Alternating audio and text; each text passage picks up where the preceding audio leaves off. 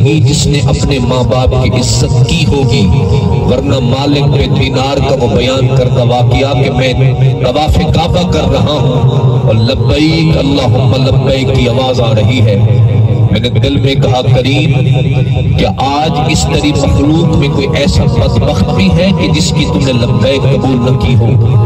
تو کہتے رات کو سویا تو میرے کان میں آواز آئی، مالک بن دینار تم پوچھ رہے تھے نا کہ کس کی ہم نے لبیک قبول نہ کی؟ میں نے کہا ہاں۔ فرمایا اٹھو، خراسان کا شہر ہے بلخ کا ایک رہنے والا ہے جس کا نام محمد بن ہارون ہے، ہم نے عظیم دن میں بھی اس کی لبیک کو قبول نہ کیا۔ اور میں صبح اٹھا تو میں ڈھونڈتا پوچھنے لگا کہ محمد بن ہارون کون ہے؟ اور میں جب محمد بن ہارون کا نام لیا تو لوگ کہنے لگے واہ، اللہ کے ولیوں کا تو ہر کوئی پوچھتا ہے، بدکاروں سے کسی کو کوئی غرض نہیں ہوتی۔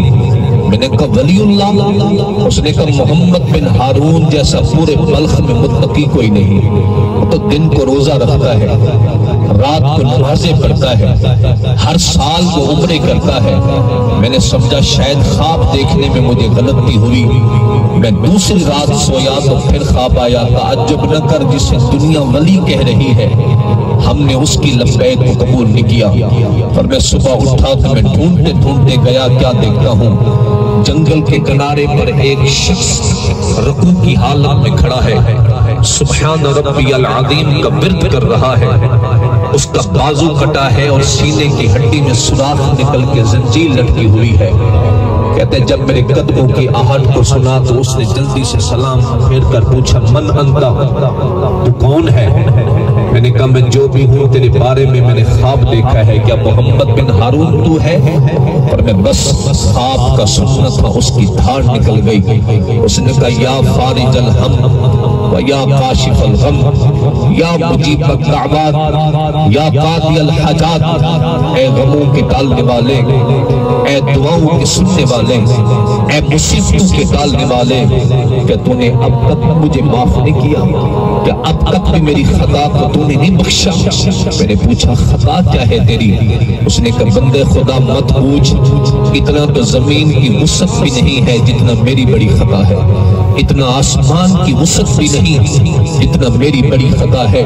میں نے کہا بول تو سے؟ اس نے کہا میں شادی شدہ شخص ہوں، شراب کا عادی تھا، جب شراب پی کے گھر پلٹتا، رات کو دھکے کھاتا، میری ماں روزانہ مجھے کہتی یا بنیا اتق اللہ متا تشرب ہذہ الخمر، اور بیٹے اللہ سے ڈر، کب تک یہ شراب کی لعنت پیتا رہے گا؟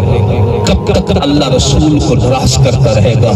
اذیت اللہ ورسولہ، اللہ رسول کو ایذا دیتا رہے گا۔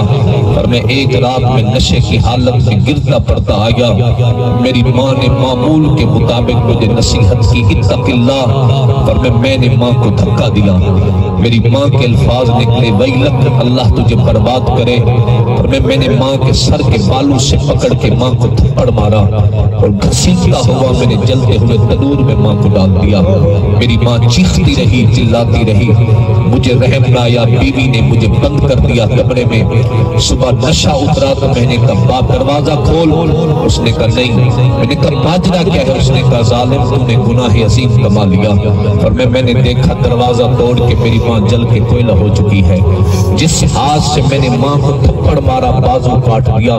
40 سال کا عرصہ ہو گیا ہے، میں حج عمرے کرتا ہوں، اللہ کی بندگی کرتا ہوں، لیکن اللہ کسی نہ کسی کو خواب میں فرماتا ہے اسے کو نکل جاؤ، ہم نے تیری عبادت کو قبول ہی نہیں کرنا۔ ایک رات میں رو کے کہہ رہا تھا کریم تو میری لبیک قبول کیوں نہیں کرتا؟ تو غیب سے آواز آئی ادھر سے تو سبحان ربی الاعلیٰ کہتا ہے، ادھر سے تیرے ماں کی چیخنے کی آواز آتی ہے، تیری ماں کی ایک چیخ